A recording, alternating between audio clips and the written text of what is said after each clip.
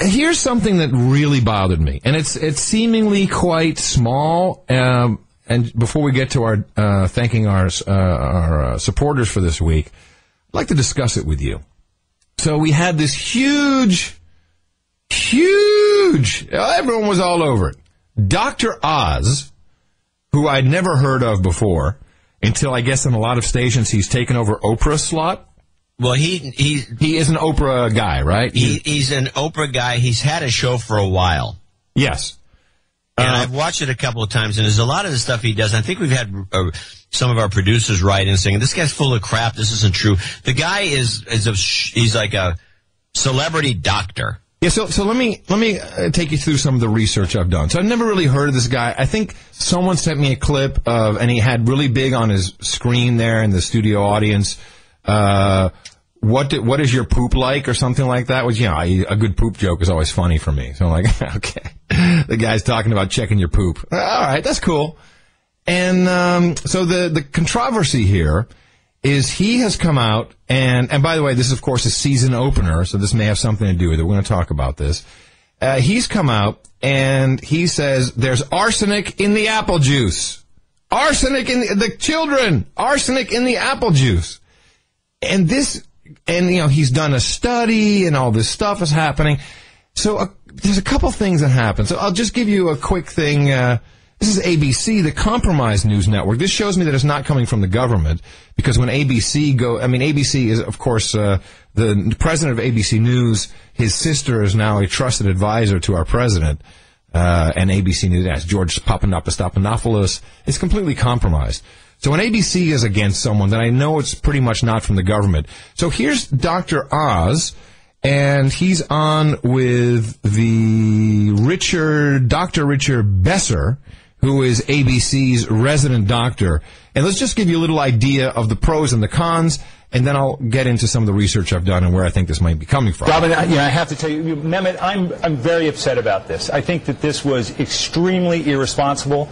Putting out this kind of a health warning, manufacturing a health crisis based on faulty, incomplete data. This fear-mongering, it reminds me of yelling fire in a movie theater. I'm very annoyed about this. And Dr. Oz, do you stand by your results? And how do you respond to what Rich just said? Absolutely. I'm not fear-mongering. We did our homework on this, Rich, and, we spent a lot of time making sure we got our numbers right. Let me just go through this real quickly.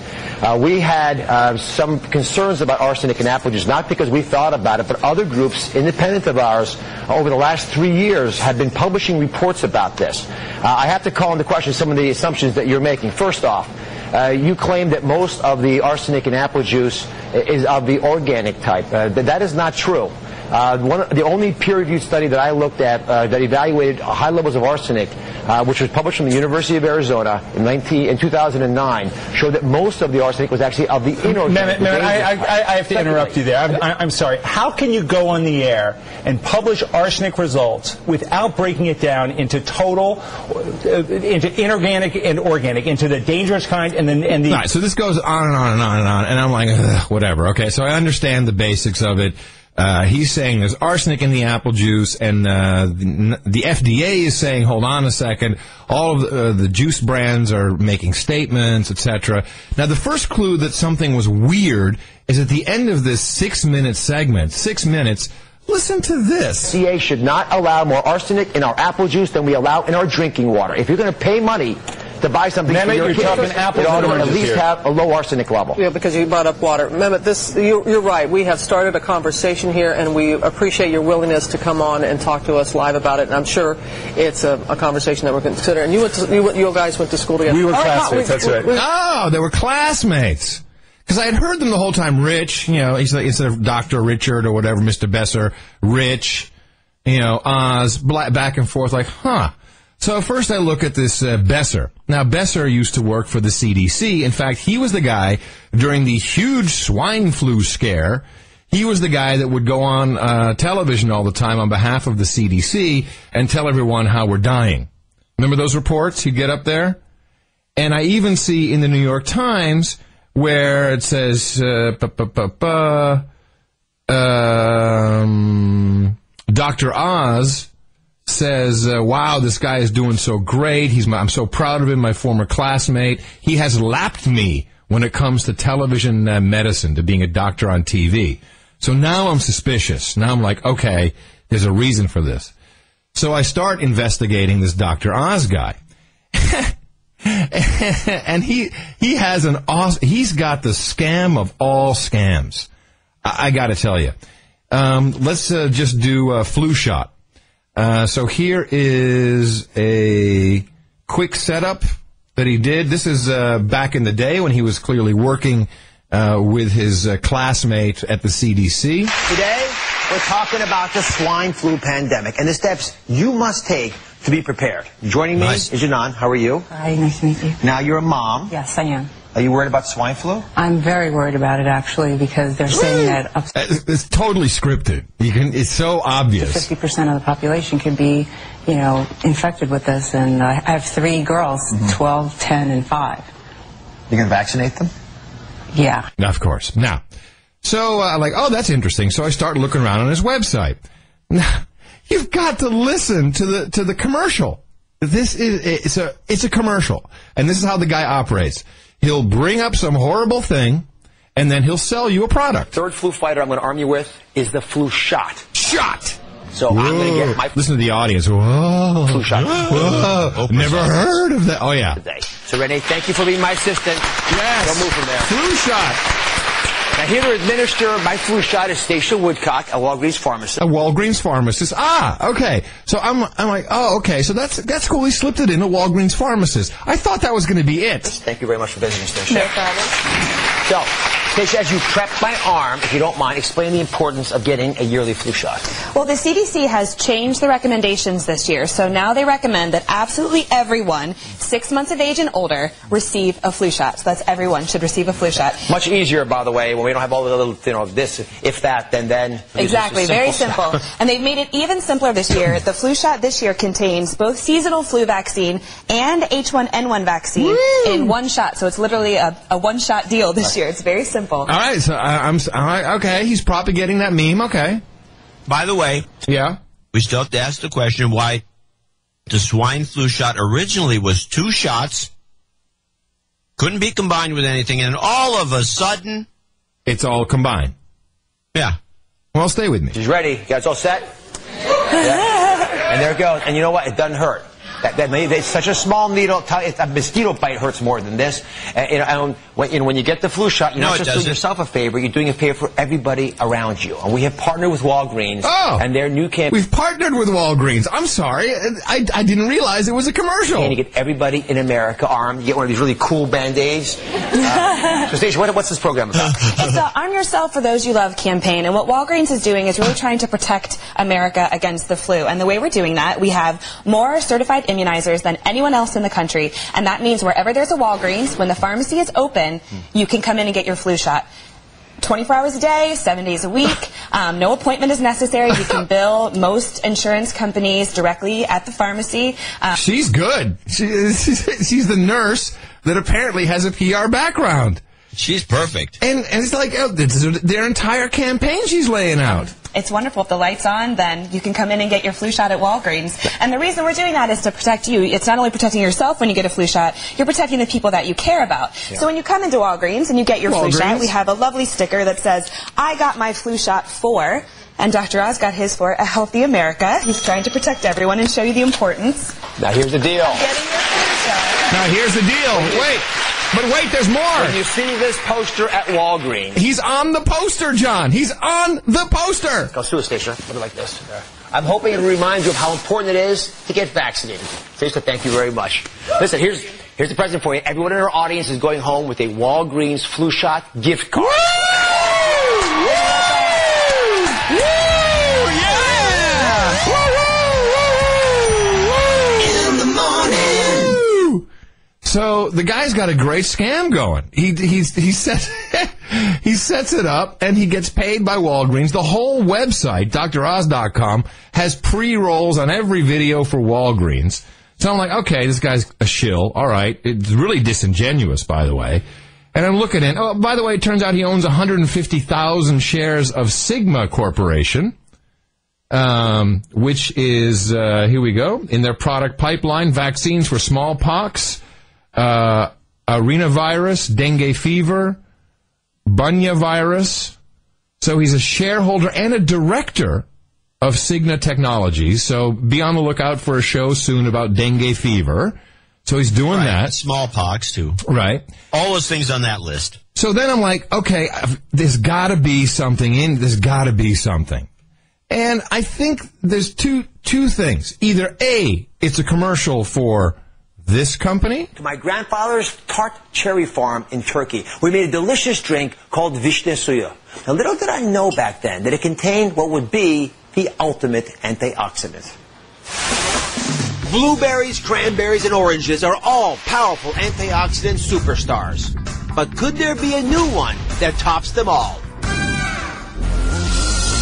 Groundbreaking research is discovering the hidden health secrets of the tart cherry. And it turns out the juice of this humble little fruit may be nature's ultimate antioxidant. So, the only company that I could find that makes tart cherry juice is the R.W. Knudsen family of Knudsen products. They're organic. They make the tart cherry, and in what I could find in this segment that you're about to hear 30 seconds of, there's a bottle of it sitting right there in the studio as he explains how great it is. Add tart cherry juice, and for that reason your melatonin levels are overflowing. And because it's overflowing, you end up a lot sleepier. Now, I'm going to point something out. I have said this over and over again in our 2011 Move It and Lose It program. I don't want you eating within 3 hours of bedtime, so you don't have to have this late at night. You have to have it at dinner time. But this is something you should make part of your diet. Tart cherry juice. Bon appetit. And he's got it right there. So, be right back, everybody. There, everybody, have some nuts and tart cherry juice. So three things are possible. One, he just went out to get some big numbers, opening season, premiere, and he did a pretty good job. He even got me watching. Two. No kidding. Yeah. Two, this is a commercial for tart cherry juice. The third thing, and this is only because I heard him arguing with his classmate, who he's buddies with, I believe this was a smokescreen. I think there's benefit all around, by the way. I mean, I'm sure the tart cherry juice will come up and he'll be promoting that. If you Google Dr. Oz tart cherry juice, you go to the Knudsen website. So it's SEO, that's for sure. And the guy knows his SEO. There's a lawsuit currently between the companies that make high fructose corn syrup and the sugar organization. And the sugar organization, people who make sugar from cane sugar and from sugar beets, are suing, saying we don't want the high fructose corn syrup people to be talking about high fructose corn syrup, calling it corn sugar, which we have been talking about for years. And we even, I think you have in the book, John, that soon it'll just be sugar. And right, this they'll make the argument that if it's what type of sugar it is not important. It's still sugar. Says sugar. It's just corn sugar. Your body can't tell the difference. And it's funny because I was actually collecting clips and getting ready to do something about this on the last show. And this is on the news. It's all over. There's report after report after report. And you've got experts saying, well, there's really no difference. It's just, it's about branding and advertising, which of course is a lie unto itself because people forget the history of high fructose corn syrup. It was made to fatten up cattle. And this controversy wiped that entire discussion off the news. It's gone. The lawsuit continues, but it's gone. So I think that there was a triple play at work here. One, to remove from the conversation what is high fructose corn syrup, because we were going to get pretty close. People are going to start figuring it out, no matter how many experts you put in saying, well, it's just your body can't tell the difference. And the guy gets some benefit by his opening season being big, and probably he threw in a sponsorship there for the tart cherry juice. But to me, I think tart cherry juice. This is ludicrous. Weigh in on this, John. What do you think? I think you nailed this from top to bottom. I think there may be one or two other elements that are possible. If you start digging into the apple juice thing, you run into the fact that Mott's was the target. And he's obviously not being sponsored by them. Not anymore. And there's some evidence that a lot of this arsenic bull crap stems from the fact that we're importing a lot of apple juice from China. In tanks from China. China. The damn Chiners. I hate them Chiners. Yeah. So when you have the Chinese involved, you always have a shakedown possible, which is, the old-fashioned thing that the Rainbow Alliance and Al Sharpton and people like that used to do, which was like, you guys haven't really been donating to the cause. Oh, yeah, this is, of course. Hey, what, Mott's, you don't want to advertise on my show? Okay, bitches, watch this. Think that's part of it? I don't see why not. I mean, that's the kind of leverage that you do. By the way, I want to mention, since we're leading into the donation segment, this is the kind of leverage corruption. I'm not saying that he's doing that, but, I am. But that's the kind of thing that is commonly done. Leaning on advertisers who aren't paying enough and then slanting your coverage to blast them. And unlike Dr. Oz, we don't sit here and say, John, did you get your flu shot yet? No, Adam, I didn't, but I don't think, do I really need one? Well, yes, because 50% of the population will get this virus. And now we have integrated the H1N1 into the regular seasonal flu shot, and you can get it at Walgreens, and you get a cool Band-Aid. Oh, really? I mean, I only need to get one shot now instead of 3? That's right. If the lights are on, you can come on in. We'll take care of you. We have more trained professionals than any other outlet in the United States. And you get a Band-Aid because you're not just doing it for yourself. You're doing it for the people around you. At Walgreens, it's really, and by the way, most insurance will cover it, John. Oh, so I don't have to pay the full amount? Is it expensive? No, who cares? Your insurance will pay for it. And we'll give you, you know what, today, John, on this show, everyone who has donated will get a gift card. Wow, Adam, thanks a lot.